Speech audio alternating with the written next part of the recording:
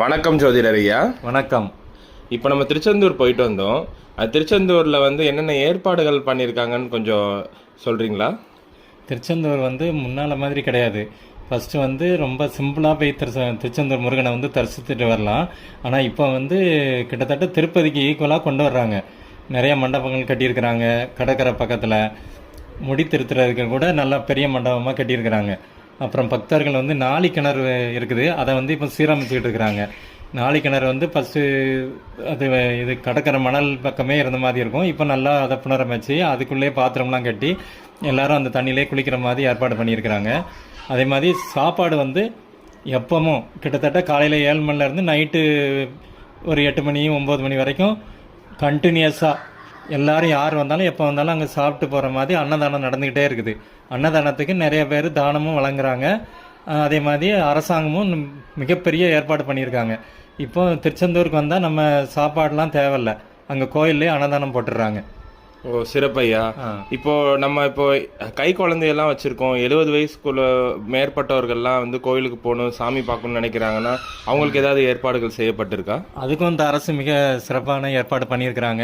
கை குழந்தையோடு வந்தாங்கன்னா அவங்க அந்த கை குழந்தை அவங்க அப்பா எல்லாரும் உடனே முருகனை தரிசனம் பண்ணுறதுக்காக அதுக்கு ஒரு தனி லைன் விட்டுருக்காங்க. அதே மாதிரி 60 வயசு மேலே உள்ளவங்க 70 வயசு மேலே உள்ளவங்க புருஷன் பொண்டாட்டி வந்தாங்கன்னா அவங்களும் ஒரு அரை வரக்குள்ளே முருகனை தரிசிக்கிறதுக்கு அவங்க ஏற்பாடு பண்ணியிருக்கிறாங்க. மற்ற நேரத்தில் நிறைய கூட்டம் இருக்கும். 5 மணி நேரம் 10 மணி நேரம் ஆனோம். ஆனால் இவங்கெல்லாம் ஒரு அரை மணி நேரத்திலே முருகனை தரிசனம் பண்ணுறதுக்கு மிக சிறந்த ஏற்பாடு பண்ணியிருக்காங்க. இதற்காக நான் முருகனுக்கும் இந்த அரசாங்கத்துக்கும் நன்றி கடமைப்பட்டிருக்கிறேன். ஆமாம் ஐயா. அது போக அங்கே 100 ரூபாய் டிக்கெட்டுக்கும் தனியாக லைன் இருந்தது, அதையும் நான் பார்த்தேன். ஆமாம், இருக்குது ஐயா. 100 ரூபாய்க்கும் தனி லைன் இருக்குது. ஃப்ரீ பொது தரிசனமும் இருக்குது. பொது தரிசனம்னா கொஞ்சம் நேரம் ஆகும். அதை விட நேரம் சீக்கிரம் போகணுன்னா 100 ரூபாயில் போகலாம். ஆனால் அந்த முதியவர்கள் குழந்தைகள் வச்சுருக்கவங்களுக்கு எந்த கஷ்டமும் கிடையாது. கூட்ட நெரிசலில் போய் மாட்டிக்கிடுவோம், சிக்கல்லாம் அப்படிலாம் பார்க்க தேவையில்லை. அவங்கெல்லாம் ஃப்ரீயாக முருகனை பார்த்துட்டு வரலாம்.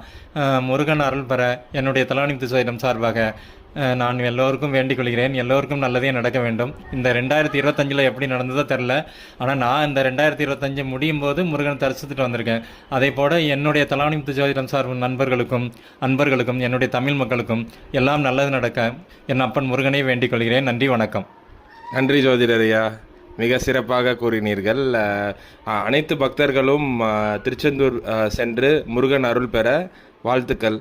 நானும் என்னுடைய அன்பார்ந்த சப்ஸ்கிரைபர்களுக்கு நல்லது நடக்க வேண்டிக் கொள்கிறேன். என்னுடைய சேனலை தயவுசெய்து சப்ஸ்கிரைப் பண்ணுங்கள். நன்றி, வணக்கம்.